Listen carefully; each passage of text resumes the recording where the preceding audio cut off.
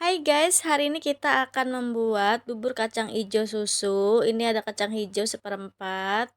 Lalu ada air, kita masukkan ke panci ya, secukupnya aja airnya. Lalu masukkan jahe dan juga daun pandan, lalu masukkan kacang hijau yang sudah dicuci bersih, kita tutup ya. Kita masak sampai matang seperti ini, lalu kita masukkan susu kental manis ya. Ini untuk susunya aku pakai sekitar 400 gram lebih ya guys. Jadi untuk kemanisannya disesuaikan aja ya guys. Kalau kurang boleh ditambah lagi kayak gini. Oke, ini kita aduk sampai tercampur rata ya.